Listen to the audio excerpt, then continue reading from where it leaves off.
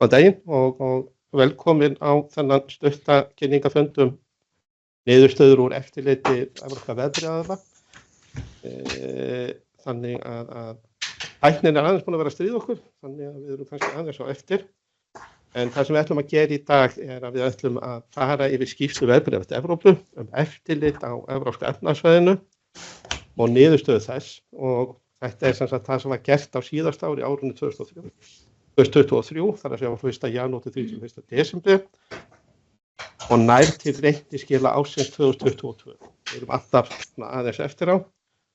Þetta er raun og veru framhald af þá fundinu sem var síðan í haust hjá okkur þegar við kynntum áhersluatriði í eftirliti hvers árs. Svo ætlum við líka að fara yfir nokkra punkta varðandi sjálfbærniskýrslur, en nú þetta risastóra regluverk að hellast yfir okkur, eins og ég held að öllum stjórnendum í stærri fyrirtækjum kunnugt. En ef við byrjum svona aðeins á því að bara fara yfir hvað við erum og hvað við erum að gera, þá ársreikningaskrá, það sem heitir miðlæg landskrá. Í hverju landi á að vera ein skrá, þar sem allir ársreikningar fyrirtækja sem eru með takmarka ábyrgð eru sendir inn og eru birtir og menn geta nálgast. Og svo höfum við þetta eftirlitshlutverk sem svona kannski stóri hlutin í vinnun okkar, það að fara yfir ársreikninga, meta hvort það sé í samræmi við viðeigandi regluverk og grípa þá til viðeigandi ráðstafana ef svo ekki. Stuttumáli þá þetta ákvæði 117. greinar sem á við eftirliti með langflestum ársreikningum í Íslandi, þar að segja við 99%, þar að segja þeim sem beita ársreikningalögum, en það eru greinar 94, 94A og 94B sem eiga hins vegar við eftirlitið með IFRS-félögum, og það engin greinarmunur gerður á Íslandi á eftirliti með útgefendum eða hvort þetta séu sem sagt félög sem bara hafa valið að beita IFRS. Þannig að munurinn í eftirlitinu birtist í raun og veru í úrtökunum í okkur. Við horfum meira á félög sem eru sem sagt útgefendur og við sem sagt metum og flokkum dálítið félög eftir hvenær þeir eiga að lenda í eftirliti. En eins og ég segi þá fer ársreikningaskrá með eftirlit með reikningsskilum útgefenda og raun og veru, eins og ég sagði, allra félag sem beita IFRS. Þetta er hluti af samræmdu eftirliti á evrópska efnahagssvæðinu. Þannig að við erum ekki í einhverju tómarúmi. Það er verið að tryggja það að bæði eftirlitsaðilar vinni eins, taki sambærileg úrtök, taki sambærilegar ákvarðanir, þannig að við séum ekki að taka öðruvísi á málum á Íslandi heldur en til dæmis í Ítalíu eða Spáni og við séum að reyna að tryggja það að reikningsskil á Íslandi, sérstaklega þegar kemur IFRS, sé að sömu gæðum alls staðar í Evrópu. Þetta byggir á leiðbeinandi reglum sem sagt GLEFI, og þeir sem hafa komið nánast heimi þekkja það dálítið mikið skammstafanir, en GLEFI stendur fyrir Guidelines on Enforcement of Financial Information. Svo verið að búa til stóra leiðbeiningarbækling sem heitir GLESI. Það er búin að vera í vinnslu. Hvað haldið þessi standi fyrir það? Sustainability. Við förum aðeins með eftirlit með reikningsskilum félaga. Fjármálaeftirlit Seðlabankans, þeir taka til dæmis próspektus eða útgefendur, þeir taka allar aðrar upplýsingar og skoða þær sem félög birta. Við megum eingöngu fara yfir reikningsskilin, og á Íslandi þá svo sérstakt lagalega séð að skýrsla stjórnar hluti af ársreikningi. Hún er bara skilgreind þannig í lögum. Það er svona almennt ekki þannig. Markmiðið með eftirlitinu hjá okkur, og þetta sem sagt það sameiginlega evrópska markmið, það er að tryggja það að þann sé að gera hlutina eins. Við erum að segja beita þessu regluverki sem við erum að gera, það sé stöðlunum, NFI, bæði IFRS og síðan NFI og síðan náttúrulega ESRS stöðlunum sem eru að koma, að þeir sé beitt eins alls staðar. Og það sem við erum að gera með því, þá erum við að tryggja að upplýsingarnar sem notendur þessara reikningsskila treysta á, við að taka ákvörðun hvert þetta stýra fjármagni til eða frá félag og svo framvegis, og náttúrulega aðrir notendur líka, að þeir hafi áreiðanlegar og góðar upplýsingar og þannig leggjum við okkar að mörkum að trausta á fjármálamörkum. En eftirlitið, eins og ég sagði áðan, það byggir á því að meta, að leggja mat á hvort að hlutinu sé í lagi og ef ekki þá gripið til viðeigandi aðgerða. Og þær eru menn geta sótt þessar leiðbeinandi reglur, þær eru ekkert leyndarmál, birtar opinberlega á vef Evrópu, sem sagt verðbréfaeftirlit Evrópu, og geta menn sótt þær. Þá sjá þeir svona hvernig við eigum að vinna, hvað við eigum að gera, hvernig á úrtaksfræðina hjá okkur að vera, hvernig eigum við að grípa og hvaða ákvarðanir eigum við basically að taka. Og það endurspeglast dálítið síðan í því sem við förum yfir á eftir. Þetta svona helstu leiðir í eftirliti. Þetta svona hugtur sem við ætlum aðeins að tala eins og desktop, interaktív. Munurinn nú ekki merkilegur. Hann sá að annarkvort tekið bara ásetning og við lesum hann, bara förum yfir ásetningin án þess að vera eitthvað að spyrja fyrirtæki, bara skoðum hann. Og hins vegar þegar eigum í samskiptum með fyrirtæki, þar að segja útgefendur í kaupöllum, þar byrjum við yfirleitt alltaf á því að kalla eftir endurskoðunarskýrslu, förum yfir hana, leggjum mat á hvort við þurfum að kalla eftir öðrum upplýsingum, þá erum við komið interaktív. Þar að segja það eru samskipti á milli aðila. Síðan þetta hérna þrír liðir, þetta þá hvort að þetta sé sem sagt hvort við förum yfir allt, hvort við séum að einbeita okkur einhverjum ákveðnum hlutum. Við værum kannski að skoða virðisrýrnum, hvort að hún sé og impairment í ónúslega eigna eða fjárhagslega eigna, hvort að það sé í lagi, hvort það sé svona gert og upplýsingar það sé svona uppfylla allar kröfur. Og svo þetta sem við höfum aldrei getað farið í, við erum bara svona eftirlit, það sem við kallum svona thematik.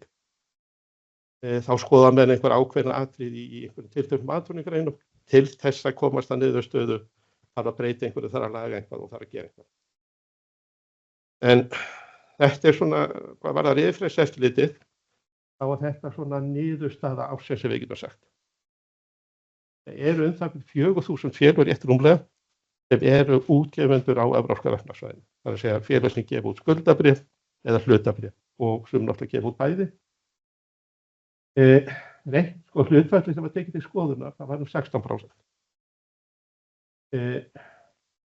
Hérna sjáum þetta enn eitt hugtaki, svona post-examination. Það þegar þú birtir, það er að segja félag birtir ásetning og við förum yfir á þá. Það þekkist í sömu löndum að það sé eitthvað sem heitir svona pre-clearance. Við bjóðum ekki upp á það á Íslandi. Það er samkvæmt ákveðnum heimildum, þá geta menn í vissum löndum sendi reikningsskil og fengi pre-clearance að þau séu í lagi. Þeir sem hafa kannski komið nálægt hækkunum á hlutafé, vita í einhverjum tilfellum þá höfum við svona boðið upp á þetta hvað það varðar. Þá höfum við búin að fara yfir gögn og skjöl eins og fyrir fyrirtæki í kaupöllum, þannig að þetta geti gengið í gegn samdægus og ákvörðunu tekið. Svo sjáum við eitt og þetta dálítið skelfileg tala, hún alltaf jafn slæm ef við getum orðað þannig, að athugasemdirnar sem við gerum, það eru 38%. Þetta er það byrjum 2 af hverjum 5 félögum á alvarlega athugasemd. Og við gerum ekki athugasemd nema hún sé materiál. Það hugtak materiality, það sem er verulegt, þetta þarf að vera athugasemd sem tengist einhverju sem er materiál í reikningsskilum félagsins. Ef þetta væri immateriál, þá er engin ástæða til þess að gera athugasemd, eins og þið náttúrulega þekki kannski. Ég ætla ekki að vera ljótaglæran eins og ég kalla hana. Ég var að reyna að henda þessu upp í gær. Þetta svona þess að sýna ykkur hvernig þetta hefur verið. Og við sjáum svona fjöldafélaga, við sjáum úrtökin okkar, svo sjáum við svona í prósentum, það er svo oft gott að horfa á þetta í prósentum, hvaða aðgerða við erum að grípa. Og þá sjáum við það að þetta ár er ekki besta árið í sögu eftirlits hvað varðar hvað við höfnum fáum ásetningum. Þess að af hverjum 100 ásetningum sem eru teknir til skoðunar, og þetta eru allt útgefendur í kaupöllum. Þetta eru flestum tölur samstæðureikningar. Ég held að það sé innan við þessi kringum 15-18% félag sem gerst af eingöngu ásetning. En þetta eru af hverjum 100, þá var sem sagt 2,2 hafna á árinu 2023. Það sé reikningsskil 2022. Og við sjáum þetta takir stökk á þessu 2 árum. ástæðan er sú að eftirlitið beindist þá meira að sem þeir fóru að skoða meira árslutauppgjörin, 6 mánaða uppgjörin og einhverju tilfelli 3 mánaða uppgjörin og þá komu dálítið miklir vankantar í ljós. Við skoðum það aðeins betur í greiningunni eftir. En þið sjáið, hérna er verið að gera kröfu um að félag búi til ársreikninginn upp á nýtt með nýrri áritun endurskoðanda og nýrri skýrslu stjórnar og birt upp á nýtt. Mjög mikið inngrip og dálítið svona stórt og drastískt. Þar fyrir nú krafa viðbótarupplýsingar. Það hefur aðeins lagast kannski út af því að regluverkið og fordæmin eru orðið skýrari. Þetta er krafa að menn birti opinberlega upplýsingar eitthvað sem vantar í reikningsskilin. Þetta er svona, ég getum sagt svona stig 2 ákvörðunin hjá okkur.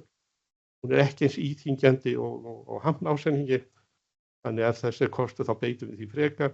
Einu sinni gert þetta á Íslandi. Það var reyndar ekki útgefandi, en það var félag. Það var gert að birta upplýsingar það var svona í kjölfæri hrunsins. Þá hafði það afskrifað skuldir áður en það mátti.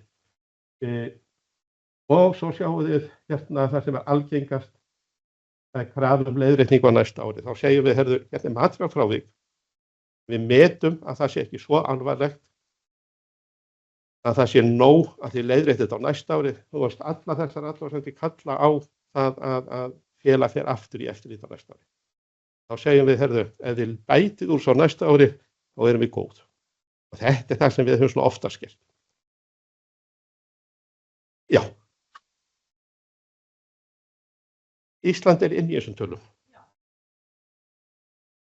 Þetta er, já. Spurningin var hvort þetta væri á Íslandi. Þetta er sem sagt á evrópska efnahagssvæðinu, þessar tölur. Þetta er skýrsla evrópska verðbréfaverslunar og hún inniheldur tölur frá Íslandi meðal annars. Hérna erum við þá komin að upplýsingum reikningsskil útgáfanda og hérna farið að sjá þessi hugtök eins og desktop, interactive, unlimited scope og síðan focused. Þið munið unlimited að þegar við skoðum bara reikningsskil í heild, focused og við erum að skoða svona einhverja tiltekna efnisþætti í þeim.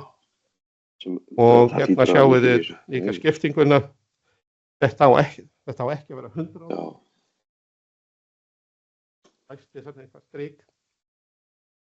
Þetta voru sem sagt 12 ársreikningar, þetta er ekki árshlutareikningar sem voru skoðaðar og 7 og 12 sem voru skoðaðar hérna.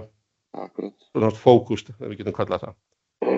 Þetta ex ante, það er eitthvað sem við erum ekki með og príklæðinars ekki heldur og þegar þetta er final statement í prospectus og við horfum sjálfsögðu á reikningsskilum og þau fellur til eftirlit hjá okkur þegar menn gefa þau út en allt sem birtist í kauphöll varðandi útgáfu, hvort það sé frumútgáfa eða viðbótarútgáfa, það liggur hjá fjármálaráðuneytinu.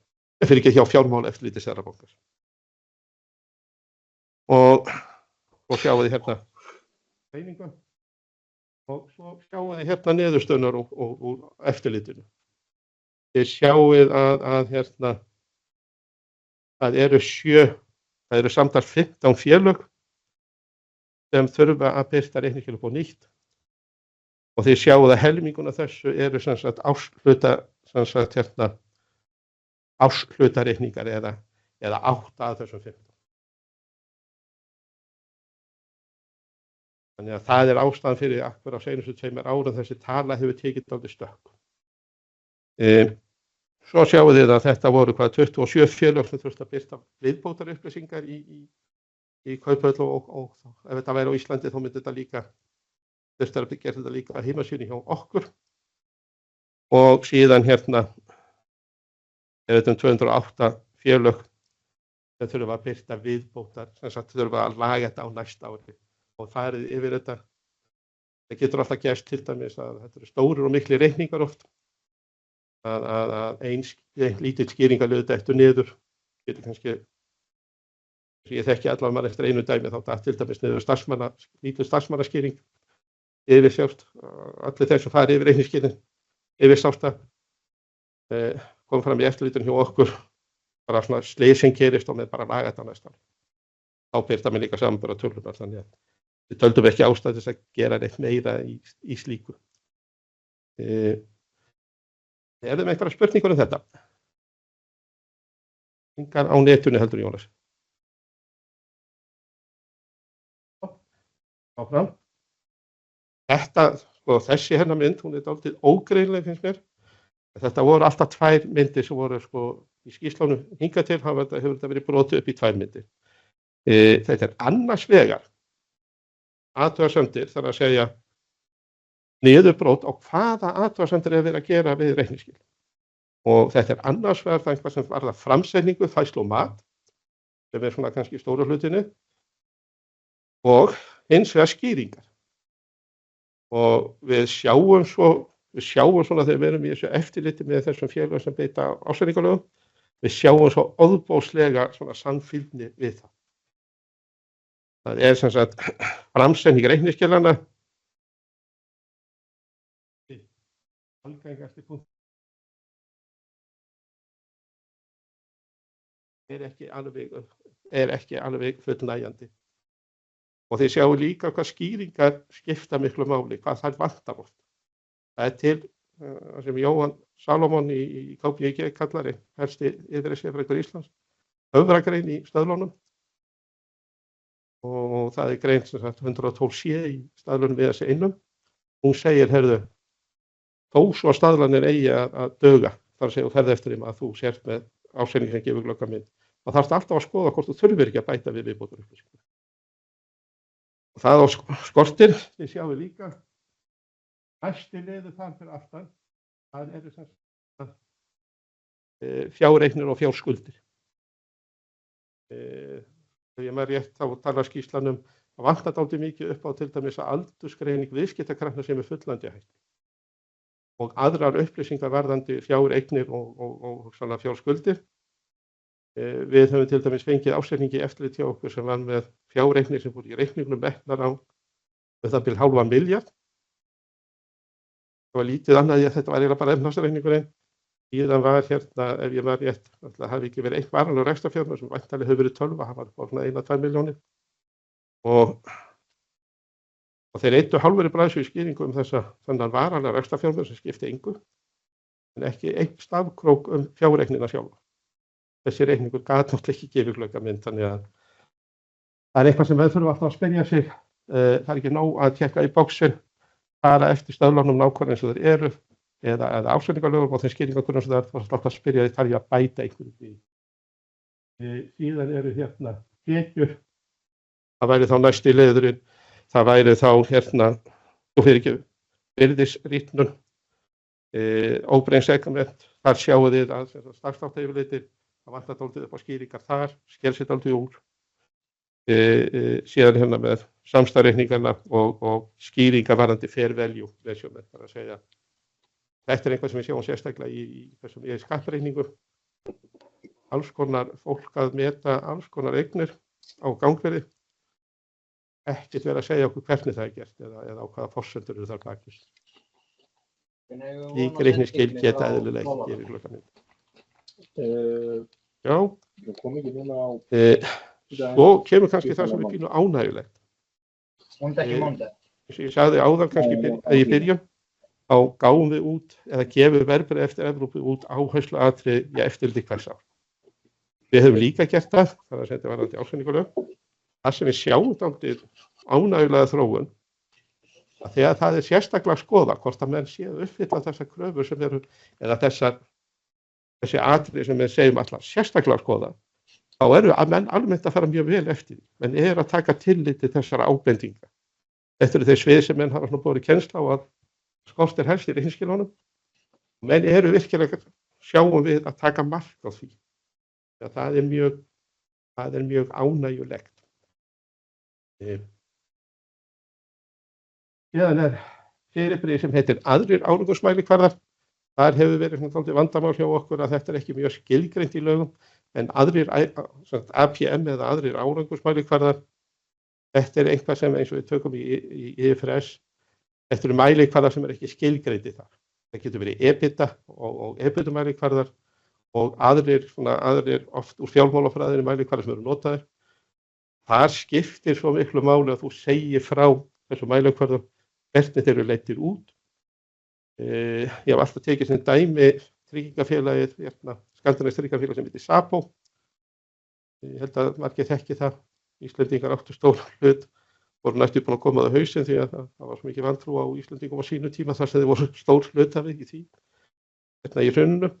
En þeir eru með alveg ofboðslega góðar, eða voru allavega seinast í að skoða, góðar skýringar árangursmælikvarða. Þeir sett upp Excel-töflu þar sem sýna okkur bara nákvæmlega hvernig þeir finna þá út. Birta þetta á heimasíðunni hjá sér, þannig að notendur reikningsskilanna gátu farið þannig inn, séð nákvæmlega hvað þeir verið að leiða út, hvernig, hvaða reiknireglur eru að vera að nota og svo framvegis. Þetta er alveg til fyrirmyndar og þetta er það sem við höfum verið að biðja menn að gera, en svona, en kannski ekki með nógu góðum árangri. Og þið sjáið að þeir eru að horfa þetta mikið á skýrslu stjórnar, þetta varðar, og upplýsingar þar, og þeir hafa verið að hafna dálítið. Þeir hafa aðeins verið að hafna skýrslum út af þessu eða gera athugasemdir það. Það var reyndar engin skýrsla sem var hafnað það hafði rangt fyrir mér, en menn hafa þurft að birta viðbótarupplýsingar og svo hafa verið gerðar dálítið athugasemdir. En APM-ið, það skiptir máli þegar þið eru að birta tölur fyrir fjárfesta og aðra eins og EBITDA-mælikvarða og annað. Það sé alveg ljóst á hverju það er byggt. Síðan er aftur svona samantekt. Þetta er ófélagslega upplýsingarnar. Þetta kerfi sem er að detta út hefur verið ofboðslega erfitt í eftirliti vegna þess að við erum með lagagreinar, það er hægt að túlka það með dálítið víðum hætti oft og menn eru að nota bara það kerfi sem þeir vilja. Þannig að ástæðan fyrir að Evrópusambandið meðal þess að skiptis út er þegar það samanburðarhæfnin er engin, hún er mjög lítil. Bæði á milli fyrirtækja í sömu atvinnugreinum og líka á milli atvinnugreina og það er svona dálítið menn að gera þetta hver með sínu nefi. En sjáum við að það voru 400 ásetningar skoðaðar, hvað varðaði ófélagslega upplýsingagjöfina. 17% þeirra voru, þess að 17% af úrtækinu var tekið til skoðunar og athugasemdirnar voru 80, voru 91, 87 árinu á undan. Hlutfallið er töluvert betra. Þetta er ekki nema 1 af hverjum 5 félagum sem fær alvarlega athugasemd versus 2 af hverjum 5 í IFRS. Og svo kemur niðurbroti á þessu. Þarna erum við dálítið óþægileg hugtök eins og existence only. Er verið að birta upplýsingar versus fyrir að staðfesta upplýsingar og hvernig. Og aftur sjáum við þessi hugtök unlimited eða focused, desktop, interactive. Og sjáum við hvaða kröfur eru gerðar. 2 útgefendur í Kauphöll voru beðnir að birta þessar upplýsingar upp á nýtt. 2 beðnir að birta viðbótarupplýsingar og svo var þetta 93 útgefendur sem fengu fyrirmæli að laga þetta á næsta ári. Það sé að skýringarnar hjá þeim séu betri og við erum aftur með svona greiningu hvað er þetta sem er úrskeiðis og þá er þetta ánáttúrulega ekki að koma kannski neinum óvart að grein 8 í flokkunarreglugerðinni, hún er að koma dálítið þungt af þeim.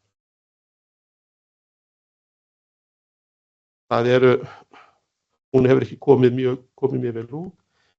Þar á eftir þetta lykilmælikvarðar. Þessi glænun að vera birtar á vefnum ásamt öllum skýrslum sem við förum gegnum. Skýrslan verður líka birt, þetta er alveg eins og við gerðum með kynningun áhersluatriðunum í síðasta haust. Undir ársreikningaskrá þá getið þið fundið þar ásamt glænum öllum fylgigögnum og reyndar fyrirlesturinn sjálfum í tökum. Lykilmælikvarðarnir komu svo þar og eftir voru sem sagt hvaða stefnu eða til hvaða aðgerða fyrirtækin ætlaði að grípa og hvernig útgefin sem sagt. Það hefur mikið vantað í þessar skýrslur að það komið fram hver er það sem er að staðfesta upplýsingar þegar sem sagt er það stjórnin sem er að lesa þetta yfir og fara yfir þetta og segja þetta séu svona. Er þetta bara einhver aðili út í bæ, einhver svona sérfræðingur hlutlaus eða er þetta endurskoðandi? Og hvað er verið að staðfesta, að þetta sé til staðar eða hvort að hlutinni séu eins og þeir eru?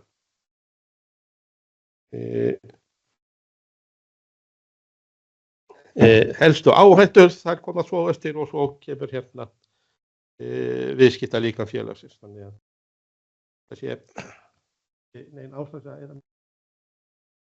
Og þá kemur kannski það sem margir er að spá í, sko, þetta fyrirhugað eftirlit með sjálfbærniskýrslum í framtíðinni og þetta detta allt yfir okkur.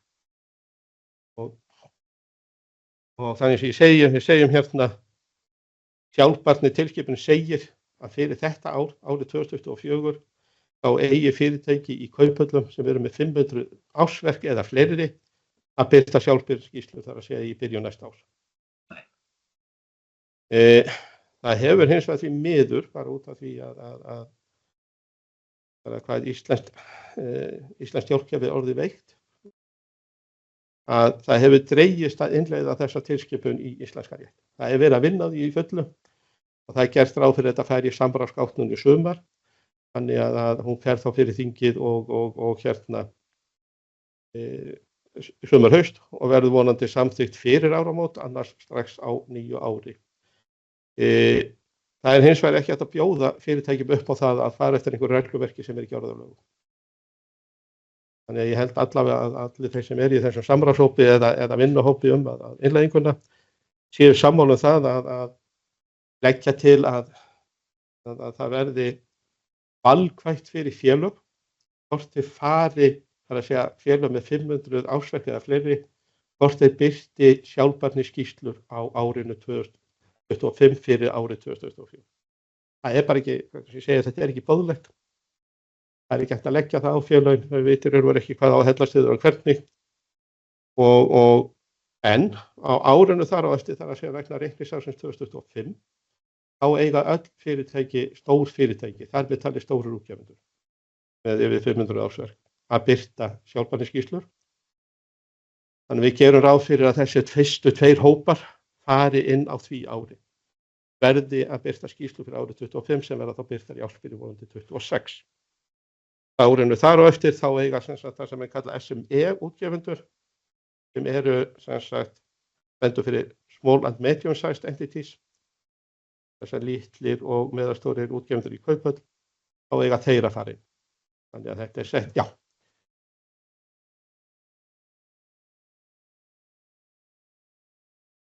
Nei, já, sko, spurningin er hvort það verið minni, það eru IFRS, það er ekki ESRS, já, það hlaut að vera. Sko, spurningin er hvort að það verið komin þá minni útgáfa fyrir félög í Kauphöllum. Svarið er já, ég á ekki von á öðru. Svarið er líka það að við mælum aldrei með að menn birti ekki upplýsingar eða birti minni upplýsingar, við viljum frekar með birti meiri upplýsingar. Þannig við munum aldrei hvetja menn til neins annars. En það er heimild í tilskipuninni fyrir SME útgefendur að fara ekki yfir ESR-ið, raun og veru fyrr en LS, sem sagt hennar ESRS fyrir LSME er komið og þetta LSME stendur fyrir Listed Small and Medium Sized Entities. Ég segi þessar skammstafanir allar þar eru að drepa okkur. Það er bara, oft ég að lesa þessar skýrslur og þessi gögn og bara, hvað er verið að tala um? Þannig að ég skil ykkur mjög vel. Þannig að það er að fara þetta inn. Það má líka gera ráð fyrir VAF SME, það stendur fyrir voluntary eða valkvæðar upplýsingar fyrir félög og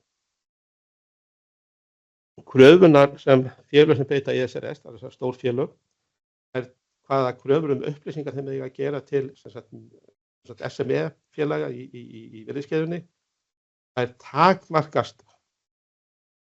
takmarkast áldið af þessum stöðlum, þessum SME stöðlum. Það er ekki hægt að gera kröfur til lítilla fyrirtæki að gera þetta, en ég held að það sé mjög vanmeti hvað það verða mikil áhrif á SME félögin. Jónas, ég sé að þú ert bara komið spurningu.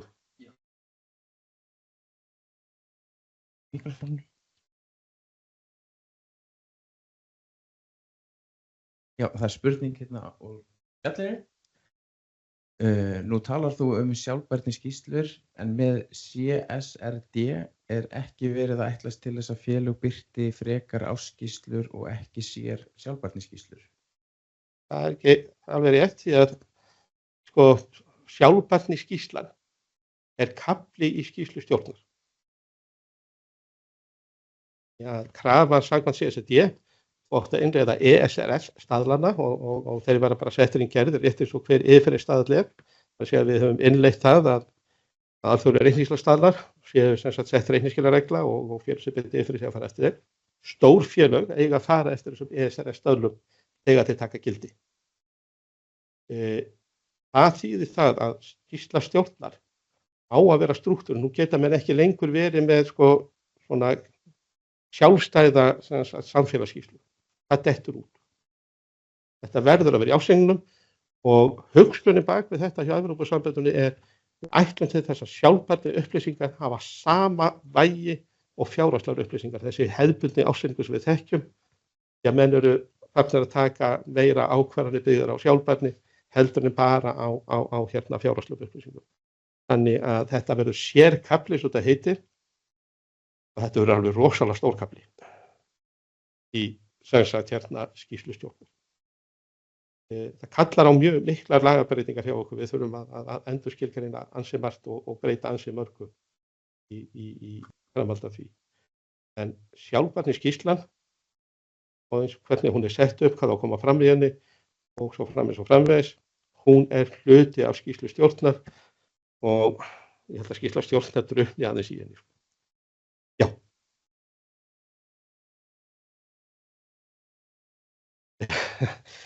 Spurningin var, verður einhver breyting sem hvort þetta kallar skýrslustjórnar að stjórnenda. Og þetta svona pínu innleiðingarvandamál á sínum tíma. Þetta heitir strangt til tekið management report í Evrópurétti.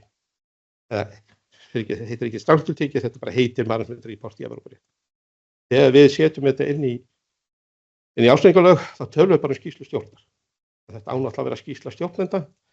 Hins vegar hefur þetta verið dálítið mikið debate þetta, því að hugtækið skýrsla stjórnar hefur svo, og það orðið svo rótgróið í íslenska rétt og í íslenskari hugsun. En þetta ánáttúrulega að vera management report sem síðan stjórnendur staðfesta. Það í raun og veru framkvæmda stjórn. Þetta svona þessi stærri fyrirtækjum erlendis, þá eru sérstakar framkvæmdastjórnir og það þær sem eiga að semja skýrslur.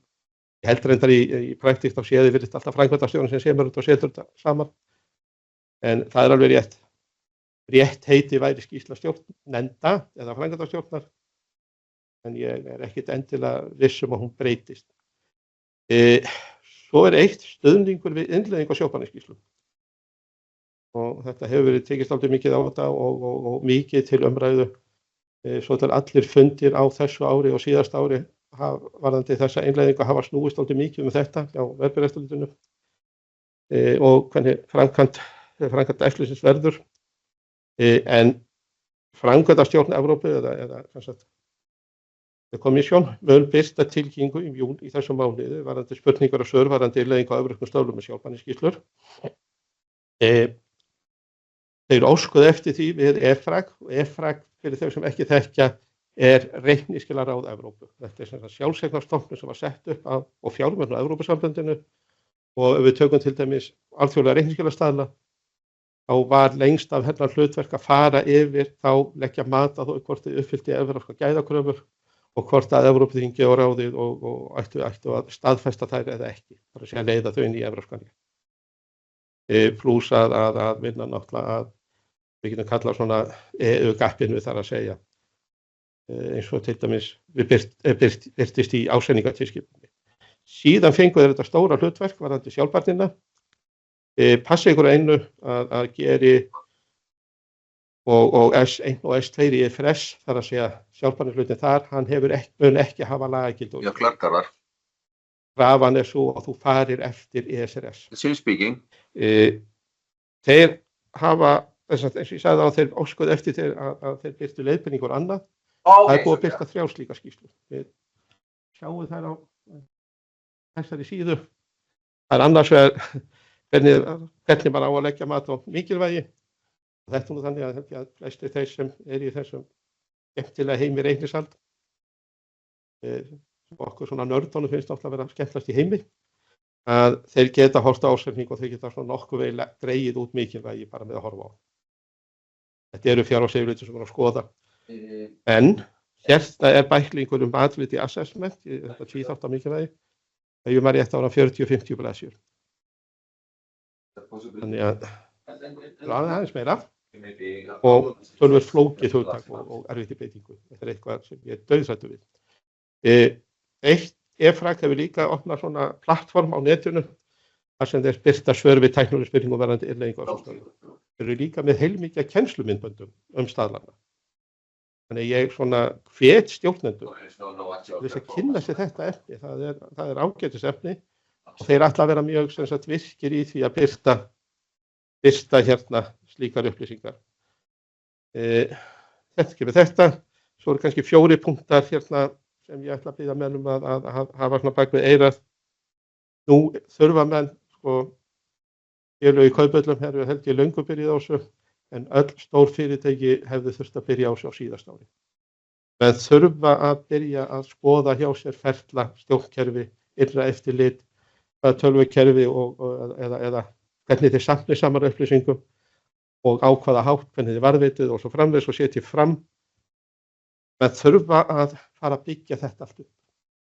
Þetta ekki eitthvað sem menn gera, sérstaklega þessi fyrirtæki sem eiga að fara inn á árinu 2025. Þetta ekki eitthvað sem menn geta gert á árinu 2025. Ef menn ætla að gera það, þá munu menn lenda í miklu vandræðum. Þannig að við hvetjum menn til að fara mjög ítarlega við hvort að hérna þessi kerfi eða ferlar í félögunum séu í lagi og hvort að þeir virki. Og við viljum líka benda menn á það að þegar kemur að staðfestingum á þessum upplýsingum, þá verður staðfestingin öllu dýrari ef þessi kerfi ekki í lagi. Það kannski ágætt fyrir endurskoðendur, en þetta áreitar ekki mikið meiri vinnu. Allavega kvartaði mikið undan álaginu. Þannig að þetta bara þannig að ef þú ert að staðfesta til dæmis ásetning, ef bókhaldið, innra eftirlit og annað ekki í lagi, þá þarfst að skoða miklu meira, þú þarfst að kanna miklu meira sem þýðir að vinnan verður miklu meiri og þar að leita það félagið að borga miklu meira. Horfið dálítið á þetta út frá ESR og hvernig þetta styður við. Og svo alltaf, og ég segir þetta að þrátt fyrir að félag hefur reynslu af birtingu ófjárhagslegra upplýsinga. So hopefully, I will try to look at it right away, but yeah. Tvíþáttamikilvægið, gegnsæi hvernig það og hérna við erum bara að benda mönnum að kynna sér vel þessar hérna leiðbeiningar sem voru að sína hérna áðan. Okay, let's do that. I think it's about right.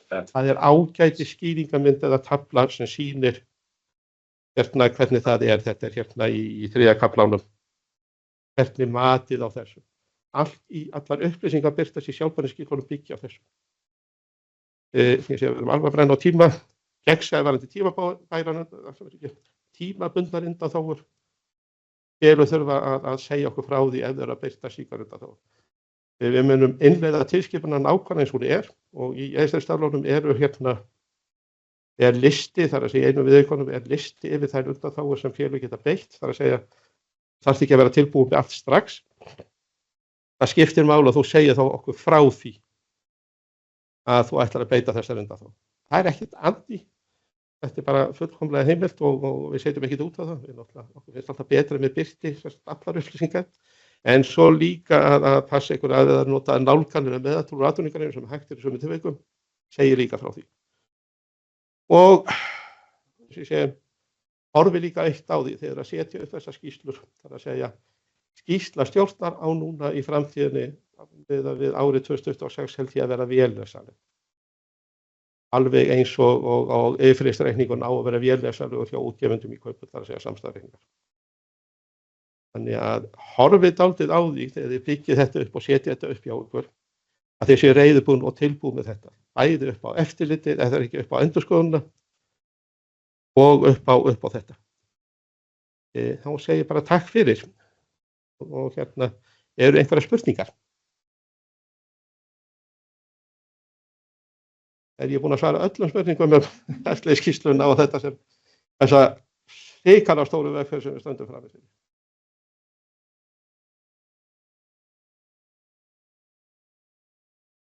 Já.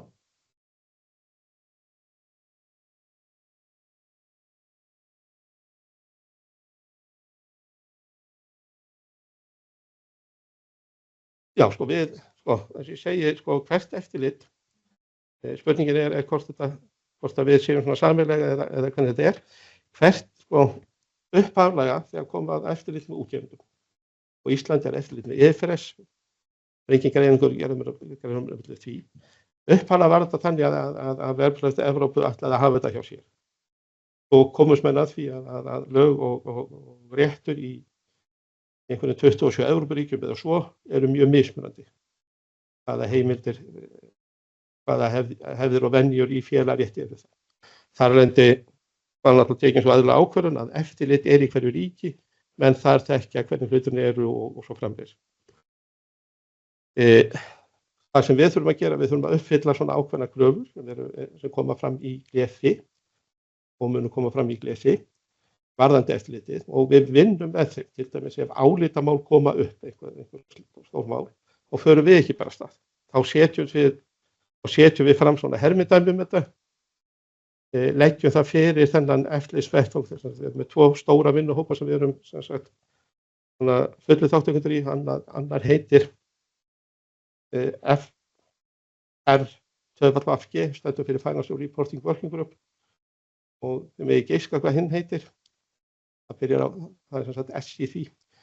Þannig að það er búið að skipta þessu alveg upp, þar að segja við erum annars með IFRS-eftirliti, hins vegar með sjálfbærni-eftirliti. Og þetta kemur fram í sameiginlegri yfirlýsingu. Vandamálið er það við verum einu ári eftir. Þau fyrirtæki á Íslandi munu þar landi vera, þar að segja fyrir árið 2024 þegar SRS er ákomin, þar að segja árið 2025. Það verður ekki skylda, en ég veit að einhver fyrirtæki munu hins vegar birta sjálfbærniskýrslur, þá þurfa að passa að þær uppfylla öll skilyrði. En eins og ég segjum, við veljum úrtökin, okkur er bara uppálagt að uppfylla kröfunar eins og koma fram í GLESI. Það er að segja að við horfum fyrst og fremst á útgefendur sem gætu haft mjög ef það kæmi alvarlega vill í reikningsskilum, það gæti haft slæm áhrif á markaðinn og náttúrulega líka verðandi einingatengdar almannahagsmunum. Ég held að við verum öll eftir hvað gerðist þegar til dæmis WOW fór á hliðina. Það fór ansi margt á hliðina þó Íslandi. Þannig að við horfum dálítið mikið við þessu málum. Og horfum líka á það hvort þetta séu nýjur útgefendur þegar við verum að velja félög, það sé að þú sért komið nýr í kaupin. Það er meiri líkur að þú veitir ekki hvað það gera þar að segja. Þetta er dálítið lærdómsferlið að koma. Já.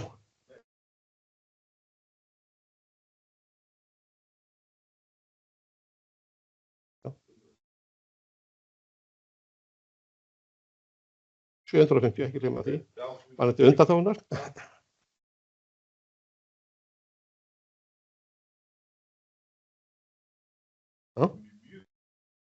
Já. Ég veit eitt félag allavega sem er örfélag. Það er að segja að það er enda miðað við 100 milljónir samkvæmt Evrópureglunum. Það félag mun ekki þurfa að birta. Það munun á NFI, það er að segja ófélagslegur upplýsingagjöf og sustainability, var svo NFI var það sem kallast comply or explain. Það er að segja, þú setur fram upplýsingar eða segir okkur af hverju þú setur ekki fram upplýsingar. SRS-ið það nær til allra stóra útgefenda, bara allra stóra félaga, það er að segja öll stór félög þeirra, og síðan eiga SME útgefendur, örfélög, það er að segja þá megið ekki að horfa á töluna eins og þau skilgreindir í ársreikningalögum. Það er verið að horfa á 100 milljónir í tekjur og það mun fara á næsta ári upp í 125 milljónir. Það er verið að breyta þessum stærðarviðmiðum í Evrópu. Það þýðir að það kemur fram hjá okkur á næsta ári. Þessi örfélög þurfa aldrei að birta sjálfbærni upplýsingar.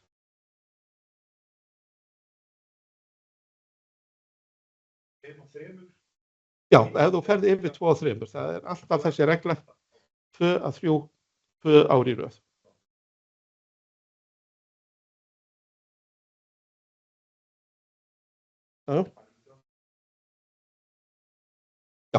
Já, óttar og lánasjóðurinn fellur undir þetta, þarf að vera með skýrsluna bara eins og hún er. Þeir eru stórt félag, það eru það mikla tekjur hjá þeim og það miklar eignir bak við þetta, þannig að þeir falla að fullu leyti undir SRS-ið. Það er þessi regla, ef þú ferð yfir 2 stærðarmörk af 3, 2 ár í röð. Það þýðir það,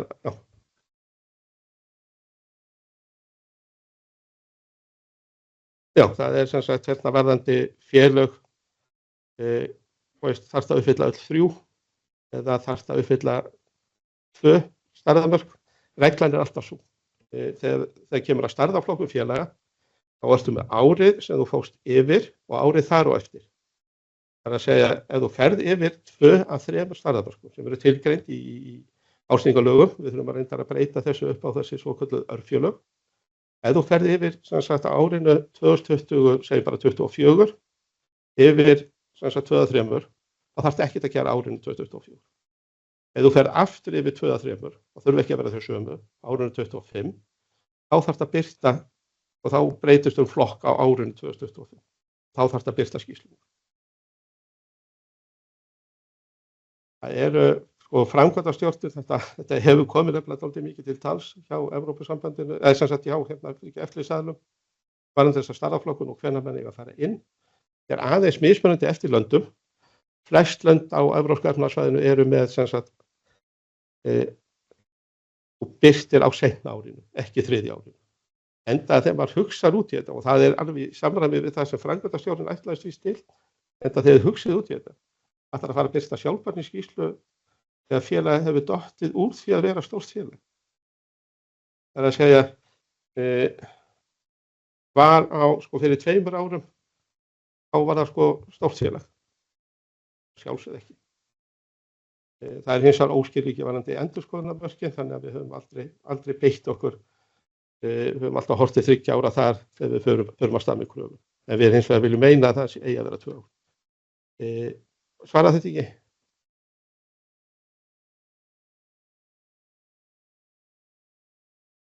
Einhverja fleiri spurningar varðandi stærðarmörkin? Þannig að þið þurfa að passa ykkur að menn eru að tala en hvað ef, festastundum þessar umræðu varðandi eins og til dæmis varðandi stærðarmörkin, ef félag rétt fyrir yfir mörkin árinu 24. Ég held að á stjórnendum þá sé nú yfirleitt áallanir þá að stækka frekar en að minnka. Það er að segja að menn eru frekar að reyna að vaxa heldur en að svona fara í investment. Og þegar þú komin upp í stórt félag, þar að segja með yfir 6 milljarðar og stefnir í 7,5 milljarðar í tekjur. Þú gerir þér alveg grein fyrir og þú ert alveg að fylgjast með degi frá dags í hvað stefnir og þú veist alveg hvað þú ert að fara. Ef ekki þá kannski að hugsa annan starfsvettvang.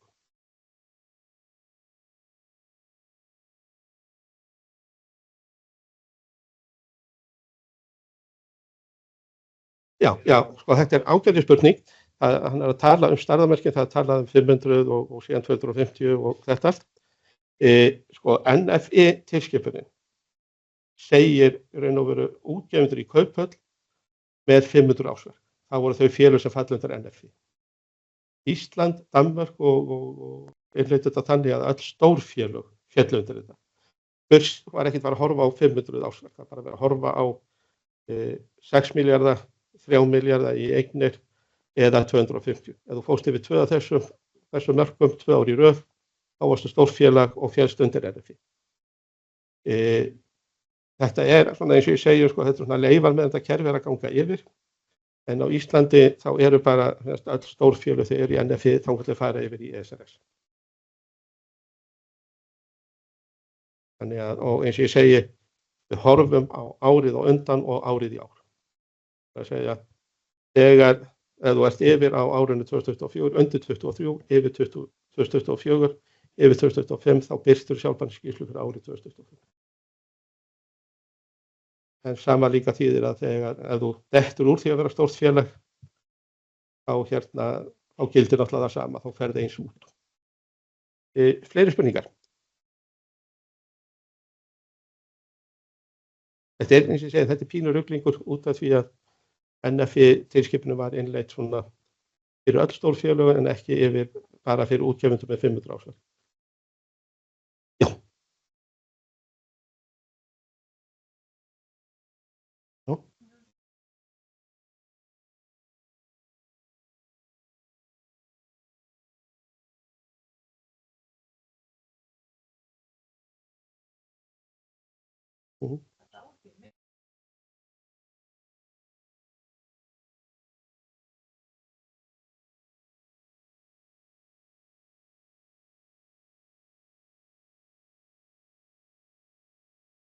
Já.